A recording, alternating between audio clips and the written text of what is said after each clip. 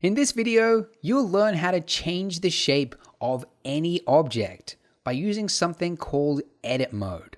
So we'll talk all about what that is, how to use it, and how you can very quickly deform shapes to make any range of different objects. It's a really common function that you use a lot in Blender. So we'll spend a little while explaining this, and we'll use it to create the icing, which is going to rest on top of the donut. And also, just like before, to keep it interesting, if you make it right to the end of the video, I'll show you how to very quickly create an infinite tower of donuts.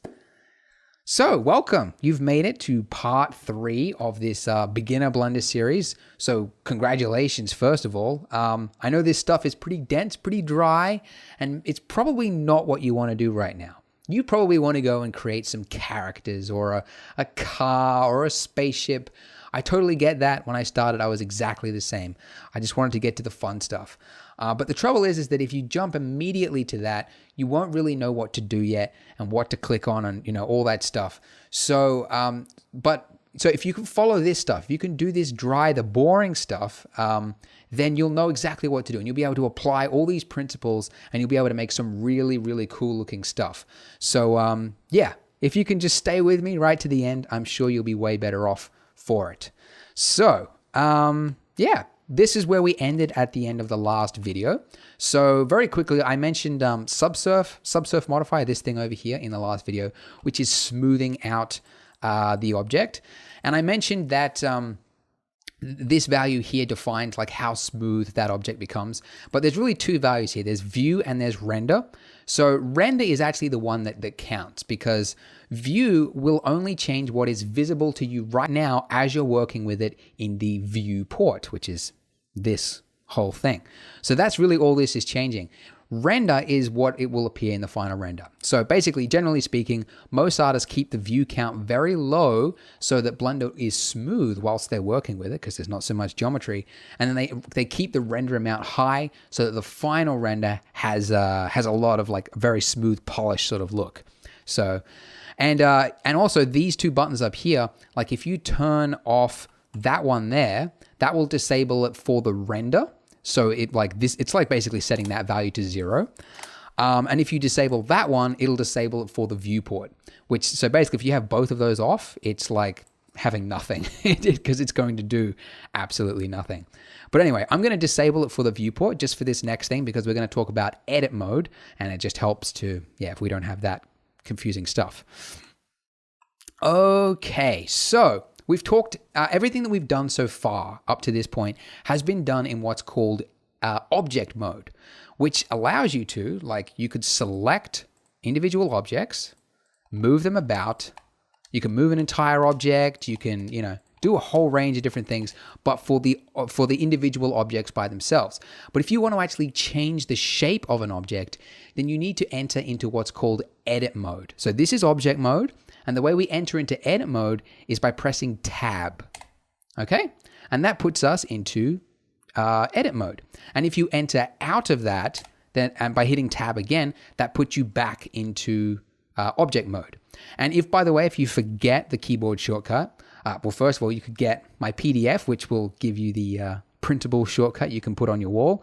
But also down here in the bottom corner, you can change it to edit mode, just like that, and then switch it back to object mode as well. You've also got other modes here, which we might get to as well, but generally these two are very common. So it's very, common thing in Blender, you do some editing, you move it about, do some more editing or whatever, and you're just tapping that tab key to enter in and out of it. So in edit mode, you're only able to work on that specific object. So if I was in edit mode here with my donut and I wanted to select my plane, you can see that I can't do that. Nothing is actually happening. I can't select it. I would have to exit edit mode, select another object, and then enter into edit mode again. So edit mode is it's like isolated mode. We're just looking specifically at this object. You can't do anything else with the rest of your scene. So most of the time, if you're working with an scene, you're working with object mode, but then when you want to change the shape of something, you're in edit mode, okay? And I'll just Okay, this is the default value. Okay, we'll talk about that in a second.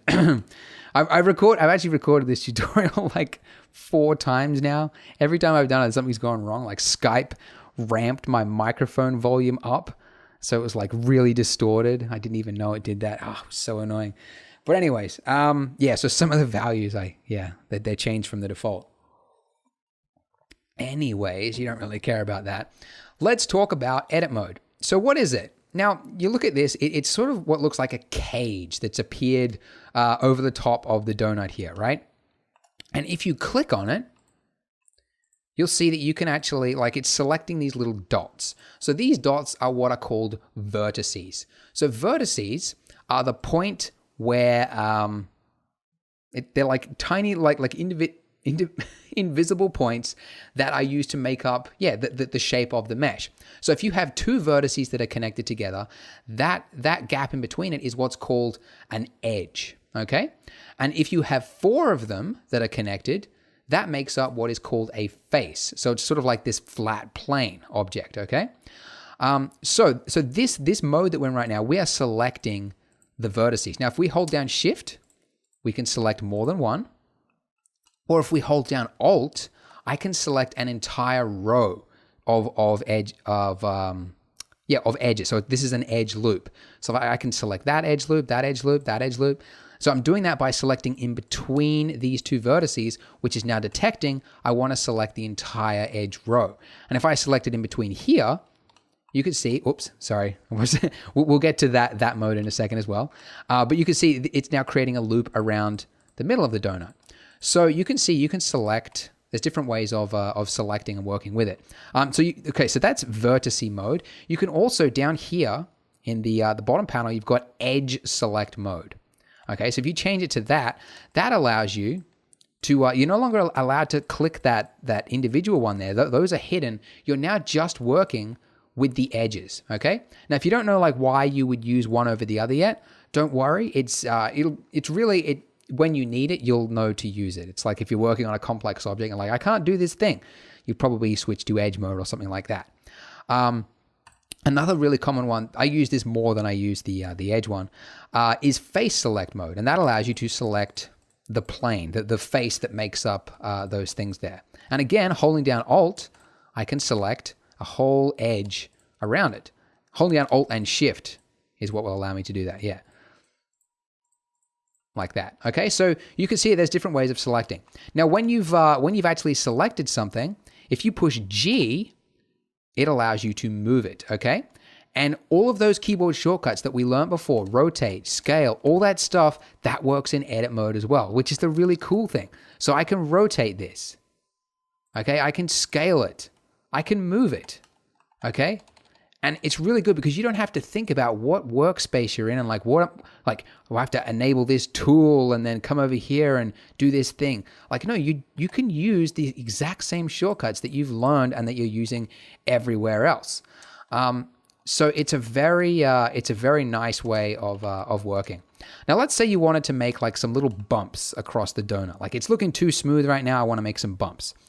Well, if you were to, you're in vertex select mode and you select this one, and then maybe this one, this one, make some little bumps, right? Well, that looks awful, right? Because this doesn't have any relation to the information around it. Like these is just like bumps that are sticking out. It just looks awful. It looks very, very handmade. So what you could do is if you push the O key on your keyboard, that will enter you into proportional editing mode. Now, if you move like this, you can see that you've got this circle that appears around your selection.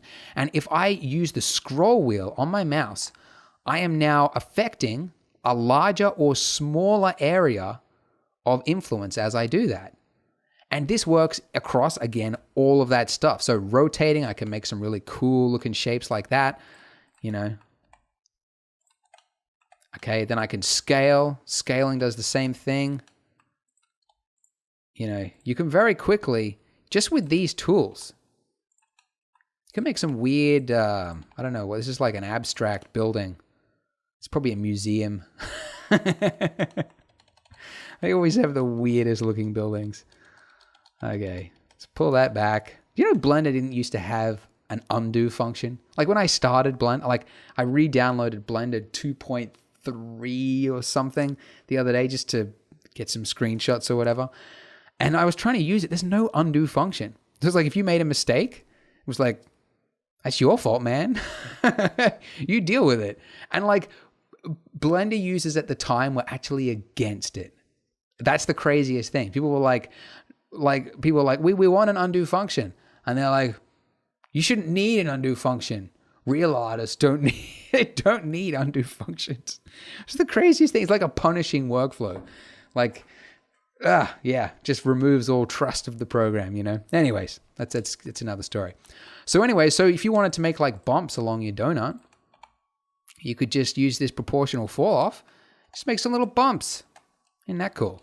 And there's also different modes of proportional fall off as well. Like by default, it's set to smooth down here, but you could change it to sharp, which will create like peaks like that.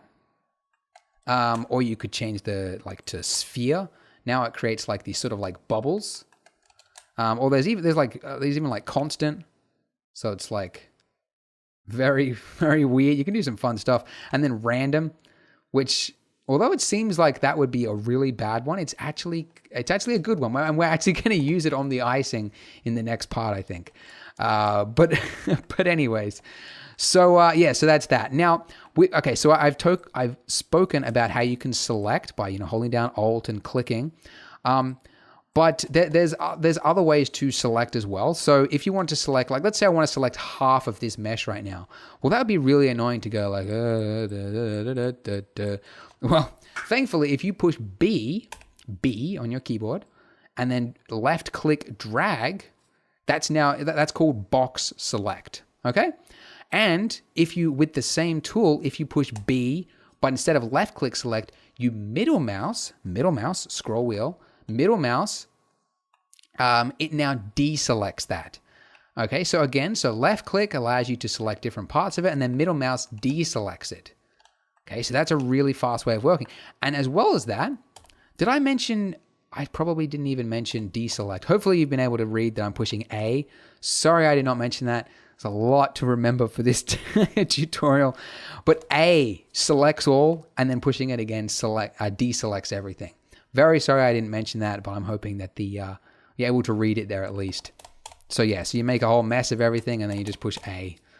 Yeah, so you just tap that a lot whilst you're working. You do some stuff, and then get out of it, And that by the way, that works in every mode, just like that. Anyways, so that's box select. Box select. Sorry, I entered that that mode again. Sorry, I shouldn't have done that. We'll get to that in a second. But as well as that, there is C, and C is circle select, and that allows you to like paint over the mesh like this. And if you push middle mouse button again, just like before, you're now deselecting parts of it. So it's like painting, deselect. So it's actually a really, like, it sounds extraneous at first, like, oh my gosh, I have to remember left click, middle mouse. But once you get used to it, it's a really fast way of working, because like other software, there's a tool for selecting, and there's maybe a tool for deselecting. You got to hold down Shift and click each one, or But Blender's it's like, it feels a little weird at first, like got to remember everything. But once you've done it, you can work really, really fast. Like you can B, select that area, deselect that. It's a fun way of working. Fun, fast, whatever. Okay, now the other thing you might have noticed, like if I'm in this view and I paint this, you could see that if I rotate around, there's parts of this mesh that it hasn't selected, okay? So you've got this ring here and this part over here. And the reason for that is that from this view, it can't see those vertices over there. So these are solid faces, and you can't actually select them. So there are two ways of getting to that. One, actually, let's just turn this off, just so we're not in proportional fall off. If you click down here to change it from limit selection to visible, if you click that, it's kind of like an X-ray, like you're able to see through the mesh. And now when I paint, I'm selecting everything on both sides of the mesh there. Okay, so you can see it doesn't matter about where the faces are or if you're looking through it or whatever. So that little box there allows you to select through it. But as well as that, there is what I've been pushing accidentally without telling you. This mode that we're in right now is called solid view mode. But if you change it from solid view mode to wireframe mode, it removes all the faces, and it's like you're just seeing the skeleton of the original mesh. So from this view, like I could very quickly like make my selections of what I want to do. You know, so it's very common to enter into this wireframe mode. So there's a shortcut which is Z, and that enables you to very quickly see through the mesh and see the data without any of the face information in between it. So that's it. So it's tab to enter in and out of object mode.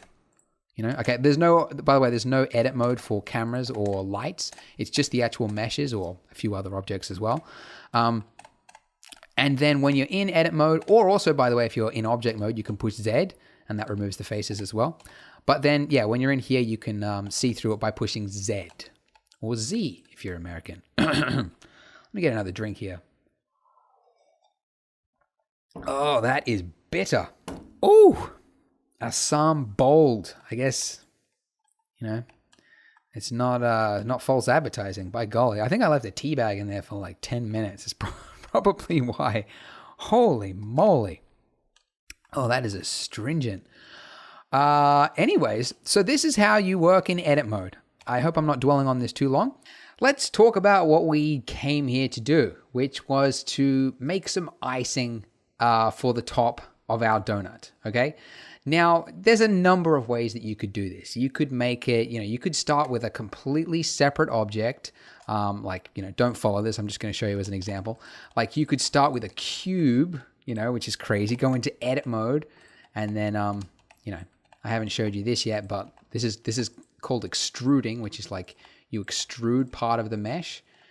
Like you could do this, and then like, you know, add a subsurf and like it looks kind of like icing, but that would be a really bad way of working because you can see like it doesn't match the donut very well. And so really like it's a way that you'll start to think like when you're making stuff, like if you've got two objects that are going to be interacting together, which in the case of like you've got a donut, right? Like that. And then you got icing. Well, the icing is going to be matching the exact shape of the donut, almost exactly, right? So you should be able to steal the data, take some data from the object that you want to match to create the other object. So what we're going to do is we're going to take the top half of this donut here. We're going to duplicate it, make it its own separate object, and then we're going to make it look like icing. Hopefully within the next 5 minutes. Let's do everything at the last minute. So there's a number of ways you could do it. Like for one, you could hold down Alt-Shift and then just select these edges like this. Okay, but that involves a lot of clicking, okay? What I would suggest, which is a quicker way of working, is if you're just in front view mode like this, if you go and enter into wireframe mode by hitting Z, then if you push B, drag the box tool over the top, and you've now selected the top half of that mesh there. So now what I'm going to do is I'm going to duplicate it. And the way you do that in Blender, this works for duplicating objects as well as in edit mode, Shift D. Shift D. Now when we drag it out, you can see we have got the original object there. And if you want to keep it in its original place, if you hit Escape, now it's it snapped it to that donut there, back to its original position. Now, if you were to leave this here, this would actually be one of the worst things you could do, because what you've got, if I exit out of this, don't do this, by the way, but if I did this, what you've actually got is you've got vertices on top of vertices. You've actually got duplicates. And this is really bad because you've got a face now on top of another face. When it comes to rendering, it doesn't know which face to render. So you'll get this flickering thing that happens in the render. And that's the absolute worst thing that can happen. You never want that to happen, okay? Now, if you were in this, like say you hit Escape and now you've lost it, okay? Now when you click here, like which one are you selecting? Which part of the mesh are you actually selecting here? It's very hard to tell. So there's two things you could do. One, you could, try and undo it, go back to where you were and get the original thing. Or you could, if you push L, what that'll do is it'll select any mesh which is linked to it. So in this case, we've selected the donut. So now we're able to extract the other one on top of it. But what I'm hoping to do instead though, let's see, if I select that one, Control L, there we go.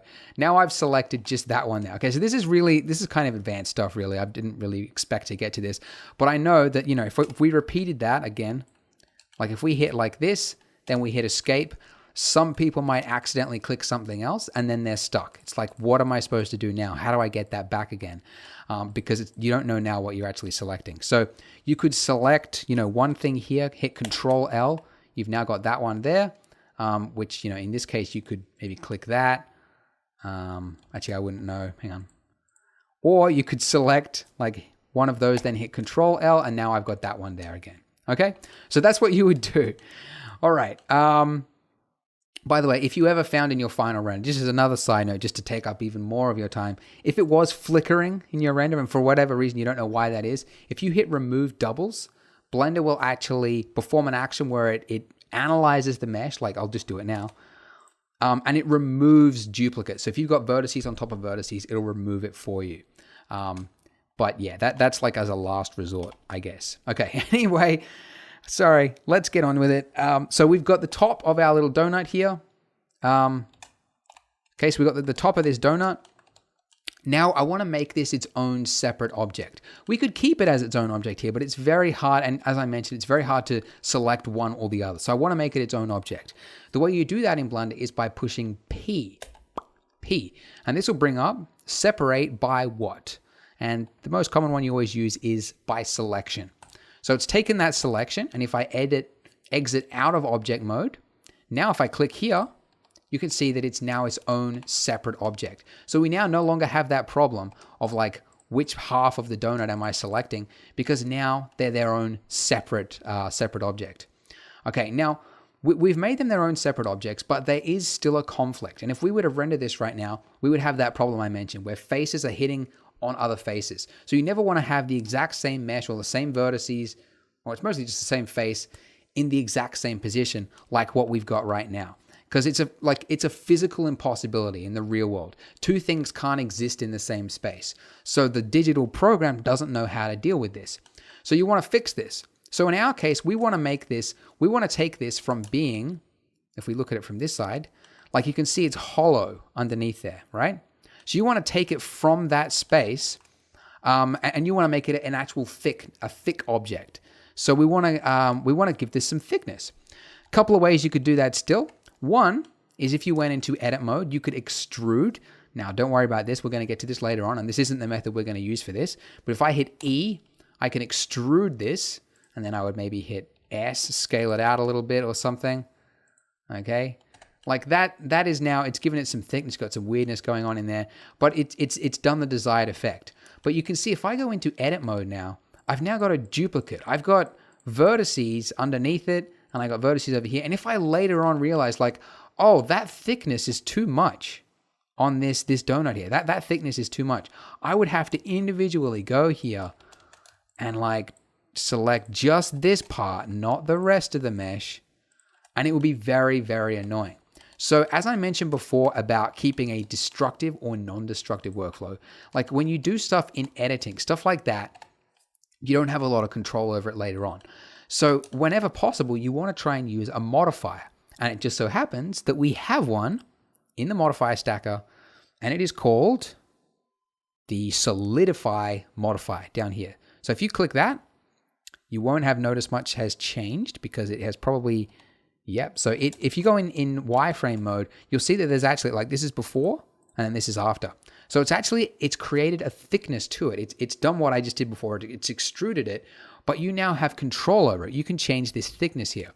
Now it's actually placed it on the wrong side, so we can't see it. So if we change this offset to be all the way to 1, now it's pushing it out rather than sucking it in. So now increase this thickness.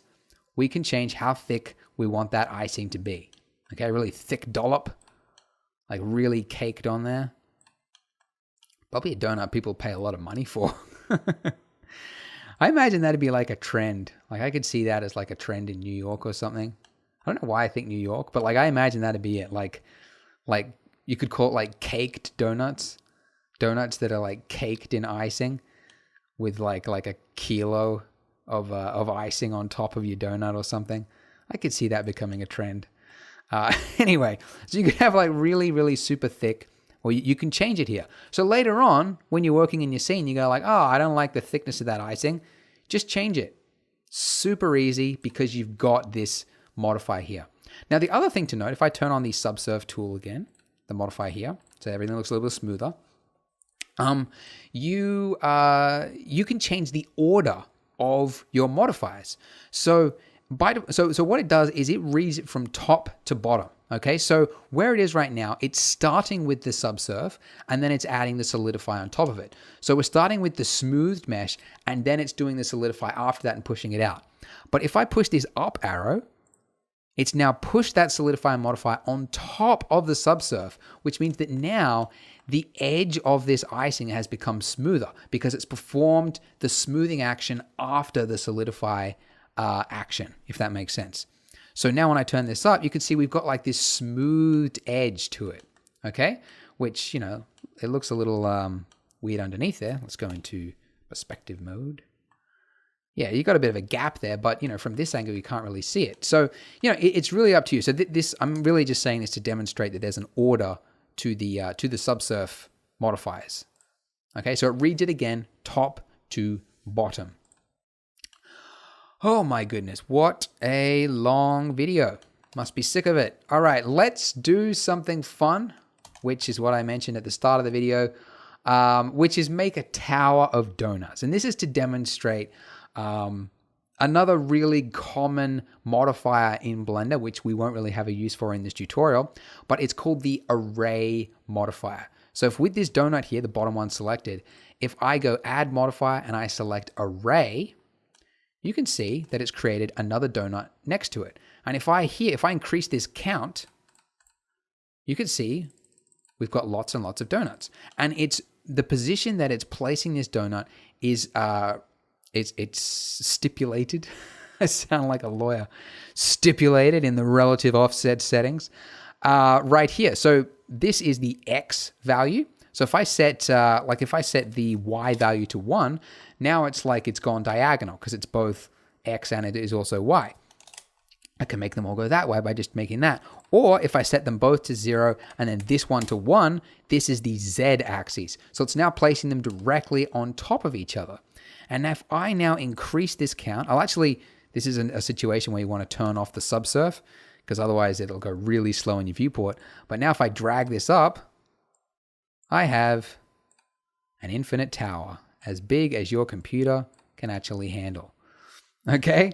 So now the array modifier, you can actually do some really cool stuff with it. Like it's used a lot like you could actually make another array after it and go like, now I'm going to make 2 towers and I'm going to space them like that.